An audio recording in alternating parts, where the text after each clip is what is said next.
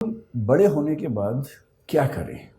नौकरी करें में फिर बहुत सारे ऑप्शंस, प्राइवेट सेक्टर में जाएं, किसी स्टार्टअप में नौकरी कर लें, सिविल सर्विसेज में जाएं, कोई और नौकरी कर लें, एकेडमिक्स में चले जाएं। एक तो ये सवाल, और दूसरा ये सवाल कि क्या हम अपना स्टार्टअप शुरू कर दें, कुछ अपना उद्यम शुरू कर दें।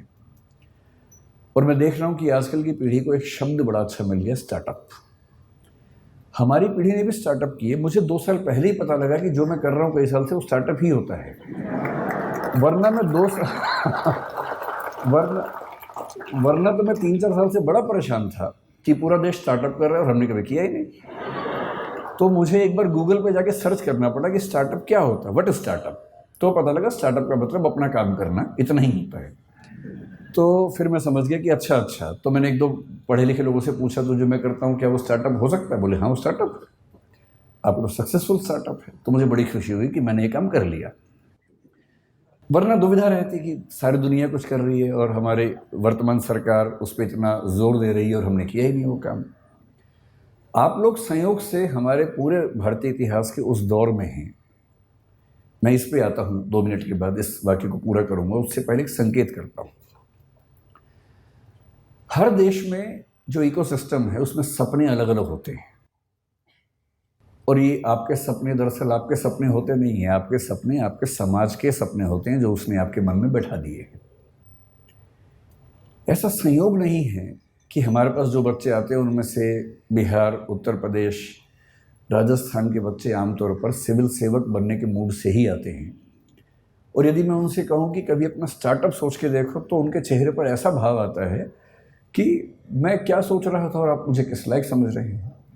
क्योंकि उनको जो वैल्यू सिस्टम है जो सोसाइटी ने दिया है वो सिविल सर्वेंट बनने का ही है। उनके लिए उससे बड़ा कोई सपना है नहीं।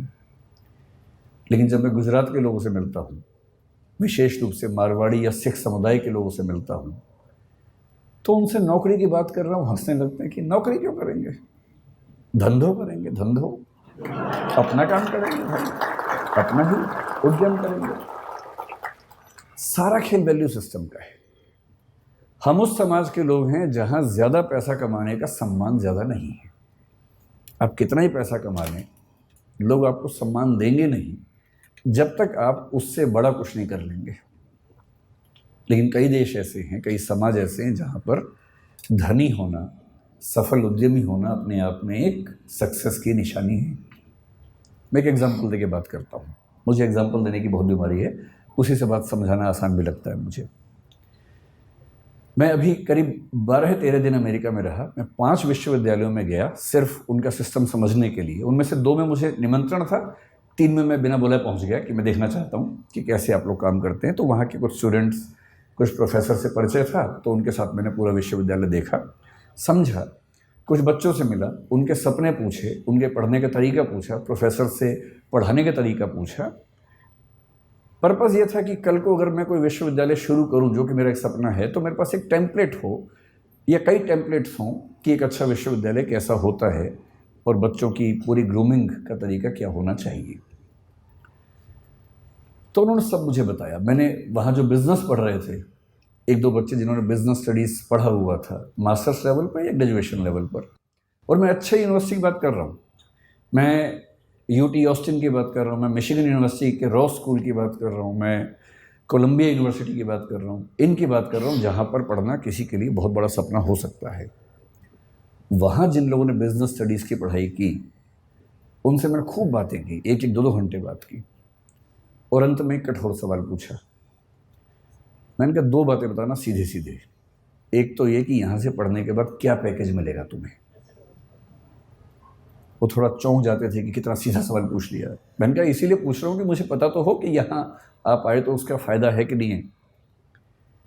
तो उनमें से कुछ ने, मैं स्पेसिफिक नहीं होऊंगा क्योंकि उनकी प्राइवेसी का मामला भी है, 1-2 लोग जो मास्टर्स में काफ़ी अच्छे लेवल पर थे, पूरी स्कॉलरशिप पर गए हुए थे, उन्होंने बताया कि सर हमने जो यहाँ खर्च किया है, मतलब जो बिना फेलोशिप वाले लोग खर्च करते हैं, वो करीब भारतीय करेंसी में 1.5 से 2 करोड़ रुपए के बीच का खर्चा हो जाता है 2 साल की पढ़ाई करने का। स्कॉलरशिप है तो अलग बात है, नहीं तो इतना खर्चा हो जाता है। तो मैंने कहा उसके बाद होगा क्या? बोले सर हम जो डिग्री कर रहे हैं ना उसकी वैल्यू बहुत ज़्यादा है, तो जब हम उतरेंगे बाज़ार में तो हम मान के चलते हैं कि हमें एक आध साल के अंदर अंदर 2 लाख USD का एनुअल पैकेज मिल जाएगा, जिसका मतलब वही 1.5 से 1.6 CR के आसपास का पैकेज मिल जाएगा। और हमारे खर्चे हैं, लोन है थोड़ा थोड़ा, वो सब हम 3 साल में चुका देंगे, क्योंकि खर्चा भी वहाँ ज़्यादा होता है, लेकिन हम साल में 60-70 लाख रुपए बचा लेंगे, 3 साल में सारा लोन चुका देंगे, तो 2 साल की पढ़ाई का बोझ 3 साल में उतरेगा। उसके बाद हम लगभग $2 लाख हर साल कमाएंगे और लगभग $1 लाख साल का बचा लेंगे, जो कि भारत के हिसाब से काफ़ी ज़्यादा आय का मामला है। तो वैसे हम बहुत खुश यहाँ नहीं हैं, क्योंकि सोशल लाइफ वैसी नहीं है हमारी, but still financially we will be so good that we can be happy on that ground. तो मैं उनसे बहुत प्रभावित हुआ। मैंने कहा वाह क्या बात है, आप खूब सफल हों, अच्छे उद्यम करें, और जैसे जैसे आगे बढ़ेंगे फिर तो पता नहीं क्या होने वाला है। बाद में 2 लाख से बढ़ के 2.25 होगा, 2.5 होगा। मैंने कहा सीधे बताओ कि 20 साल बाद कितना होगा। काफ़ी सोच के बोले कि सर जो 2-3% लोग हैं सबसे शानदार, वो 20 साल बाद शायद $3 लाख के आसपास भी आ जाएंगे, 2.5 करोड़ कमा लेंगे। मैं बड़ा खुश हुआ। मैंने कहा चलो भारत का हर बच्चा वहाँ जाके करोड़पति हो जाए, इससे बड़ी खुशी की क्या बात है। सारा मैं खर्च तो ना करेगा, यहाँ भी तो भेजेगा वापस करके, तो रेमिटेंसेस हमारे पास आएंगी, तो हम इस बात से खुश हो सकते हैं। फिर कल मैं न्यूयॉर्क में था, तो वहाँ से जब मैंने टैक्सी पकड़ी JF कैनेडी एयरपोर्ट के लिए, तो मेरी आदत है कि मैं जब टैक्सी में जाता हूँ तो जो टैक्सी ड्राइवर है उससे खूब गप्पे मारता हूँ, आधा 1 घंटा, वो पक जाता है मुझसे बात करते करते। तो मैंने उसको पकड़ लिया। ये जो बच्चा था, अच्छा अमेरिका में टैक्सी चलाने वाला आपको अमेरिकन तो आमतौर पर नहीं मिलेगा, 10 में से 1 मिलेगा, बाकी 9 विदेशों के लोग मिलेंगे जो ग्रीन कार्ड पे हैं या वर्क वीज़ा पे हैं और अपनी रोजी रोटी वहाँ कमा रहे हैं। लेबनान के मिलेंगे, कुवैत के मिलेंगे, और जो मुझे कल मिला काजिकिस्तान का, हाँ काजिकिस्तान का मिला, ताजिकिस्तान का सॉरी मिला। प्यारा सा बच्चा था। मैंने उससे उसका नाम पूछा, अच्छा सा नाम था पर मुझे याद नहीं है क्योंकि नाम कुछ अलग किस्म का था। अगर आपको बहुत शौक है तो मैंने नाम नोट कर लिया था, मैं नोट कर लेता हूँ खटाक से, ताकि मैं बाद में केस स्टडी की तरह उसे कहीं कोट कर सकूं, क्योंकि मेरा काम ही ये है कोट करना जगह जगह जाके। तो मैंने देखिए, मैंने एक नोट बना रखा है, टेकअवेज ऑफ USA ट्रिप 2023। उसमें जो आखिरी स्टडी है वो है टैक्सी टू JFK एयरपोर्ट। उसका नाम था गाई राटी, 23 साल का बच्चा था, ताजिकिस्तान से। मैंने उसको इंग्लिश नहीं आती थी, ताजिक भाषा आती थी जो मुझे नहीं आती थी, उसे हिंदी भी नहीं आती थी। अच्छा, ऐसे में क्या होता है कि इशारों की भाषा में काम चलता है फिर थोड़ी देर के बाद तो, और इशारों की भाषा यूनिवर्सल है।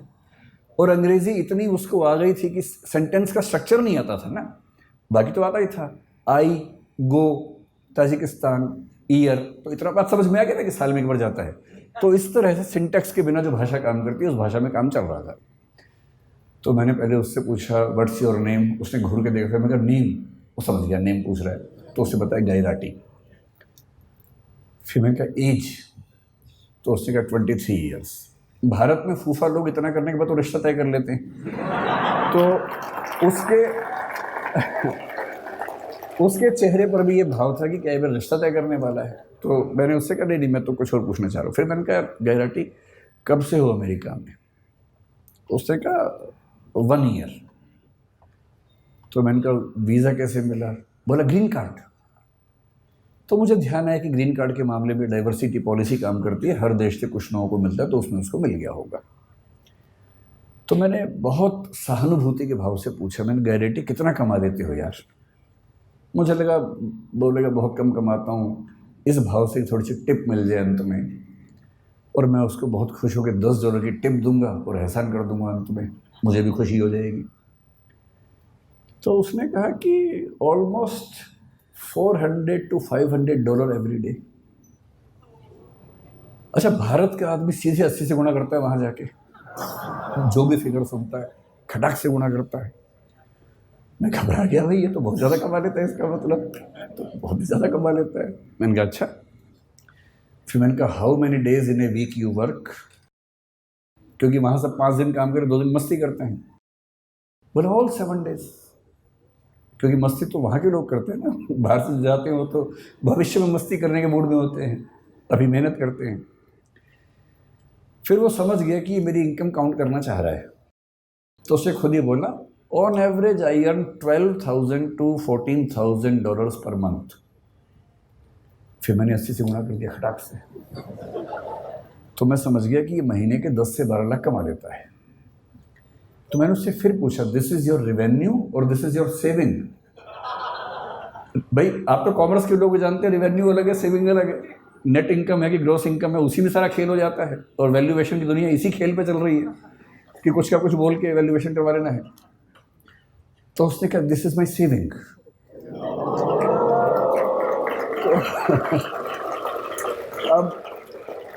अब मुझे घबराहट होने लगी, क्योंकि वो 10 से 12 लाख महीने का कमा रहा था और उसको 12 से गुणा करूँगा तो 1,20,00,000 से 1,44,00,000 हो जाएगा साल का, जो कि 2 साल की MBA करने के बाद 3 साल लोन चुकाने के बाद भी लगभग उतना हो रहा था। तो आप लोग बुरा मत मानिएगा, MBA वाले लोग है ना, आप लोग कॉमर्स की दुनिया में पढ़ रहे हैं, बुरा मत मानिएगा। मैं तो केवल ये बताना चाह रहा हूँ कि दुनिया के रुझान क्या हैं। तो मैंने बड़ा हौसला मन में रख के सोचा कि कहीं तो MBA वालों को ऊपर उठाऊं। तो मैंने कहा लेकिन तुम्हारी इनकम आगे बढ़ेगी नहीं इससे ज़्यादा। You have a stable income, but if you had been in service you would have grown faster, you would have got increments every year. मतलब ये बात समझाने में 1 घंटा लग गया, तोड़ के सेंटेंस बोलने पड़ रहे थे। तो उसने कहा no, I am buying 2 more taxis. तो मैंने कहा भाई अभी सेल्फ ड्राइविंग कार की परमिशन तो मेरी नहीं है कि तुम 2 टैक्सी लेके चला दोगे बिना ड्राइवर के, ऐसे कैसे होगा, तुम कितनी चला लोगे? पर no, I will get 2 drivers from Tajikistan and the per hour minimum wages is $10 to $12। तो मैं उनसे दिन में 10 घंटे काम करवाऊंगा, $120 उनको दूंगा, और मैं एक टैक्सी से 400-500 कमा लेता हूँ, 120 दे दूंगा, तो भी मेरे पास मतलब 350 की एवरेज एक कार से बचेगी। 2 से 700 7 दिन चलाएंगे तो मोटा मोटा मान के चलिए कि मामला बड़ा रिस्की हो जाएगा। तो फिर मैंने टिप दी नहीं उसको।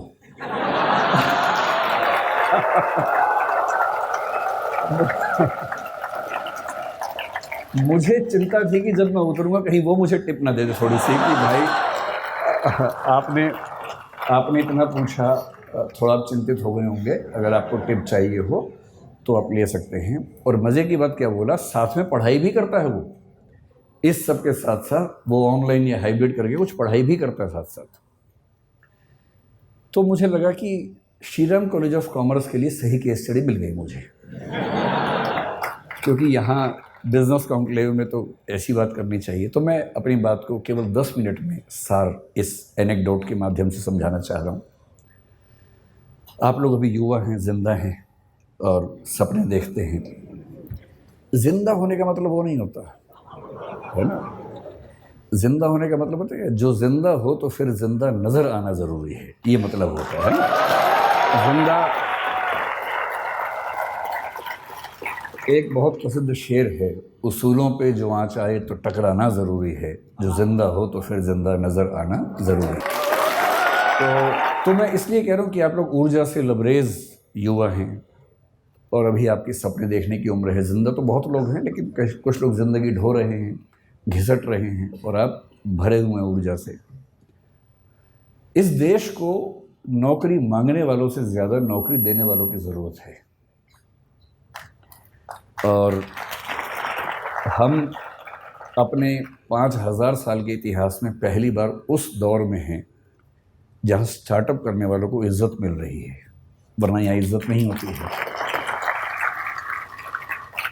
अभी जो सरकारें हैं हमारे पास, सेंटर में भी कुछ स्टेट्स में भी, और किसी मामले में आप उनसे सहमत हों असहमत हों, समर्थन करें विरोध करें, इस मामले में तो आपको मानना पड़ेगा कि उन्होंने पहली बार स्टार्टअप करने को इज्जत वाला काम बना दिया है।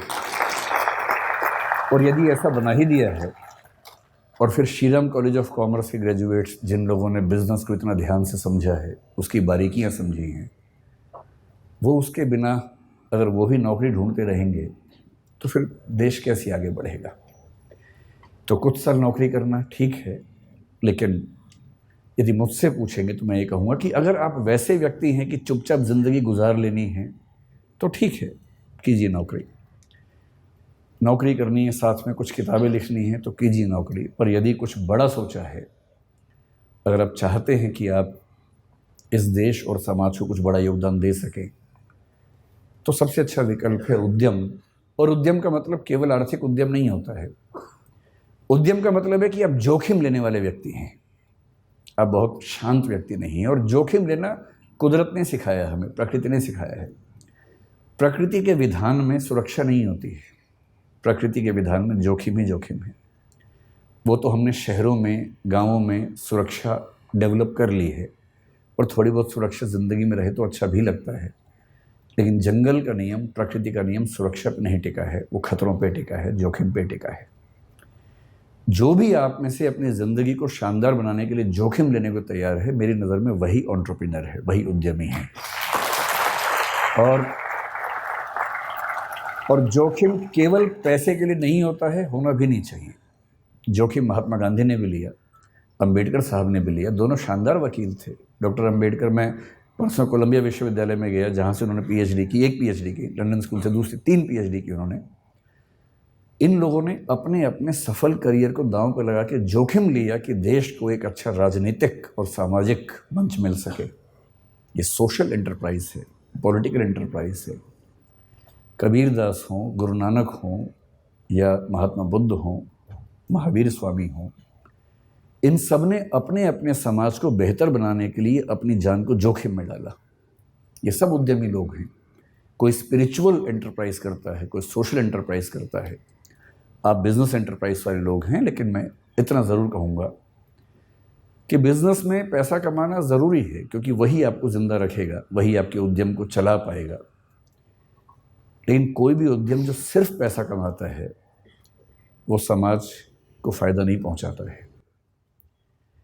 और मैं एक बात अक्सर कहता हूँ, आखिरी बात आपसे वही कह रहा हूँ, कि अगर अपने जीवन को एक ठीक दिशा देनी है तो सिर्फ एक काम कीजिए। बहुत बुरा लगेगा, पर मुझे ये सलाह मेरे एक मित्र ने दी थी, मैं आपको दे देता हूँ। आज घर जाके अपनी ओबिचुअरी लिखिए। ओबिचुअरी का मतलब होता है किसी के मरने के बाद अखबार में जो छपता है उसके बारे में, कि दुख के साथ सूचित किया जाता है कि फला फला की मृत्यु इस तारीख को इस वजह से हो गई है। उसके बाद की 4 लाइनें आप अपने बारे में क्या चाहते हैं लिख लीजिए, उसे बनाइए विज़न स्टेटमेंट। वो लाइनें कई तरह की हो सकती हैं। एक ये हो सकती है कि इस व्यक्ति ने जीवन में खूब पैसा कमाया, इसने गुटखा बनाने वाली कंपनी बनाई, इसने अरबों रुपए कमाए और इसकी वजह से कई लाख लोग कैंसर से मरे, पर पैसा खूब कमाया। दूसरा ये हो सकता है कि ये व्यक्ति चाहता तो अरबों रुपए कमा सकता था, पर इसने लाखों ही कमाए और अपनी ऊर्जा उन चीज़ों में लगाई जो समाज को और बेहतर बना सकती है। ये चाहता तो डीजल की कार बना के खूब पैसा कमा सकता था, तेल के कुएं खोद के खूब पैसा कमा सकता था, पर इसने सोलर पैनल्स में अपनी ऊर्जा लगाई, क्योंकि इसे चिंता थी कि मेरे साथ साथ इस समाज का भी भला होना चाहिए। तो जो मैं कंक्लूडिंग रिमार्क के तौर पे कहना चाह रहा हूँ, आप लोग इस देश के भविष्य हैं, स्टार्टअप की दुनिया के भविष्य हैं। कुछ बड़ा कीजिए और ऐसा मत कीजिए जो केवल और केवल बिजनेस तक सीमित हो। जब बिजनेस और एथिक्स मिलते हैं तो जो सिनर्जी बनती है, वो सिनर्जी किसी भी देश और समाज के लिए बेहतर है। बहुत बहुत धन्यवाद, आप लोगों ने बुलाया। धन्यवाद।